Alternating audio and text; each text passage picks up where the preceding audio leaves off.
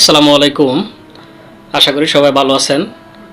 আপনি কি হযরত মুহাম্মদ সাল্লাল্লাহু আলাইহি সাল্লামের কাছাকাছি জান্নাতে থাকতে চান? তাহলে কি আমল করলে জান্নাতে থাকতে পারবেন কাছাকাছি, সেই বিষয়ে কথা বলছি, একটু মনোযোগ দিয়ে শুনুন। তাহলে কিছু ঘটনা এখানে তুলে ধরছি। এক সাহাবী হযরত মুহাম্মদ সাল্লাল্লাহু আলাইহি সাল্লামের কাছে গেছেন, যার পরে দেখছেন যে তার মন খারাপ, অনেক খারাপ। তখন বলছিল যে, হে আল্লাহর রাসূল, আপনার মন খারাপ কেন? তখন বলছিল যে, আমাকে এক কাফের আমাকে কটূক্তি করে কিছু কথা বলছে। তখন নাম বলছে। তখন ওইখান থেকে সে চলে আসছে। আসার পরে বড় একটা ধারালো ছুরি নিছে সাথে। নেওয়ার পর সে হাঁটতে হাঁটতে চলে গেছে ওই সাহাবি ওই কাফের এখানে।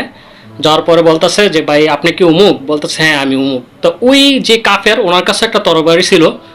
তখন সে ওইটা চলে যাইতেছে বাসার দিকে। তখন সে সাহাবিও হাঁটতেছে তার সাথে সাথে।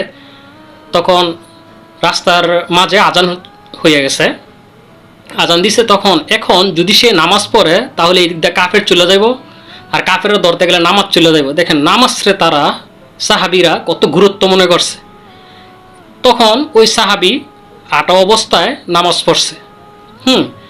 একটু হাঁটে রুকু দেয়, আবার একটু হাঁটে সেজদা দেয়, আবার একটু হাঁটে রুকু দেয়, এরকম করে সম্পূর্ণ নামাজটা কমপ্লিট করছে। করার পরে ধারালো ছুরিটা দিয়া তার গলাটা ফালাই দিছে। তারপর চুলের মুঠি ধরে হযরত মুহাম্মদ সাল্লাল্লাহু আলাইহি সাল্লামের কাছে নিয়ে আসছে।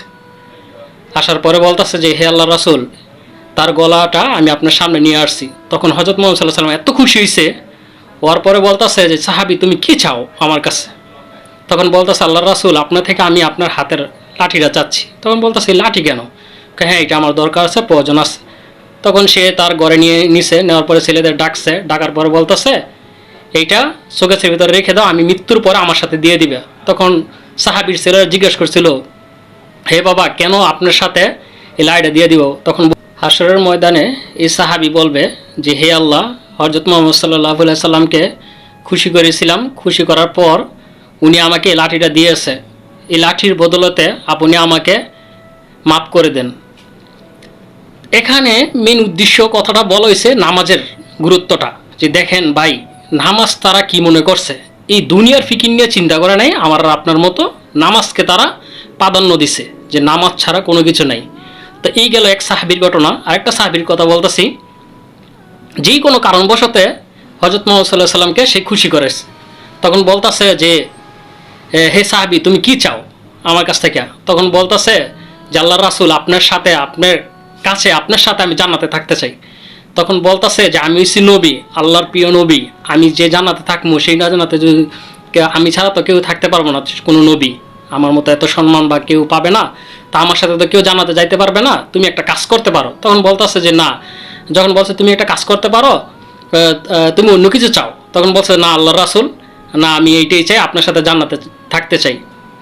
তখন আল্লাহর রাসূল বলছে যে, হে সাহাবী, আমি এতটুকু বলতে পারি, তুমি বেশি বেশি করে সেজদা দাও, বেশি বেশি করে নামাজ পড়ো, তাহলে যত বেশি বেশি সেজদা দিবা তত বেশি বেশি আমার কাছে জান্নাতে থাকতে পারবা, কাছাকাছি জান্নাতে থাকতে পারবা। ভাই এখানে কি বুঝাইছে, মেন উদ্দেশ্যটা কি বুঝাইছে? যে বেশি বেশি সেজদা দেওয়ার কথা বলা হয়েছে, বেশি বেশি করে নামাজ পড়ার কথা বলা হয়েছে। বেশি বেশি বলতে কি বুঝাইছে? নফল ইবাদত। যত নফল ইবাদত করবেন বা আল্লাহর কাছাকাছি বা আল্লাহকে সেজদা দিবেন, তত হযরত মুহাম্মদ সাল্লাল্লাহু আলাইহি সাল্লামের কাছাকাছি জান্নাতে থাকতে পারবো সব মানুষ। যেমন সাহাবী থাকতে পারবে আল্লাহ যদি কবুল করেন, এবং কি আমরাও থাকতে পারবো যদি আল্লাহ তাআলা আমাদেরকে কবুল করেন। এখন কবুল যে করবে, আমাদের কি করতে হবে? সর্বপ্রথমই আমাদেরকে নামাজ পড়তে হবে 5 ওয়াক্ত, এবং বেশি বেশি করে নফল ইবাদত করতে হবে। এখন বিষয়টা হলো কি ভাই, দেখেন 5 ওয়াক্ত নামাজ পড়ার পর যখন আপনার তাহাজ্জুদের নামাজ পড়বেন, এই নামাজটা বলে কখনো কেউ কাউকে বুঝাইতে পারবো না, ভাষায় প্রকাশ করতে পারবো না যে এটা যে কত একটা স্বাদ বা এটা যে কত একটা মজা, যে পাইছে হ্যাঁ কখনো ছাড়ার চেষ্টা করে না, আমি মনে করি আর কি। তো আরেকটা বিষয়, যখন আপনারা তাহাজ্জুদ নামাজ পড়বেন, এই কথাটা বলে রাখি, দেখেন মৃত্যু সবারই চলে আসবে। যেমন সাহাবীরা এই দুনিয়ার চিন্তা করে না, আমি আপনার যে দুনিয়ার নিয়ে পড়ে থাকি, দুনিয়ার চিন্তা করি, তারা এত দুনিয়া নিয়ে চিন্তা করে নাই। আপনি যখন নামাজ পড়বেন তখন একটা জিনিস চিন্তা করবেন, যখন মুনাজাত ধরবেন আল্লাহ তাআলার কাছে চাইবেন, আপনাকে যেই কবরস্থানে দাফন করবে, মাটি দিবে, সেই কবরস্থানটা আপনার চোখে বাসাইবেন, যে কিছুদিন পরে হয়তো কয়েক বছর পরে আমি ওইখানে চলে যাবো, ওইখানে দুবলাগুলো কীরকম আছে, গাছগুলো কীরকম আছে। আজকে আমরা গাছ থেকে অক্সিজেন নিয়ে বেঁচে আছি, কখনো কোনো এক সময় আমরা যখন কবরে চলে যাব, কবরস্থানের যে আশেপাশে গাছগুলো আমাদের থেকে অক্সিজেনে তারা বাঁচবো। এই জিনিসটি চিন্তা করবেন যে দুবলাগুলো এখনও মরে আছে, সেই দুবলাগুলো কোন এক সময় আমার কারণে সেটি যেতে হয়ে উঠবে আমার থেকে অক্সিজেন নিয়ে।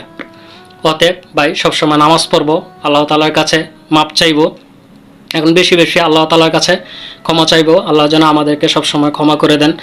আর সবসময় আল্লাহ তাআলার কাছে চাইবেন যেন 5 ওয়াক্ত নামাজ পড়তে পারেন, ইমানের সাথে থাকতে পারেন। ভাই নামাজ ছাড়া কোনো কিছুই নাই এই দুনিয়া, যত কিছু আমি আপনার লাফালাফি করি, যত কিছুই চাই আল্লাহ তাআলার কাছে, একমাত্র নামাজই আমাদের সব কিছু।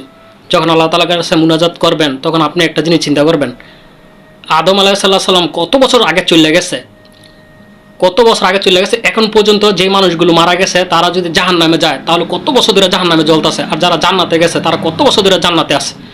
এটি চিন্তা করবেন যে আজকে আমি আছি, আবার 20 বছর 50 বছর পর আমি থাকবো না, আমি কখনো এই পৃথিবীতে আসবো না।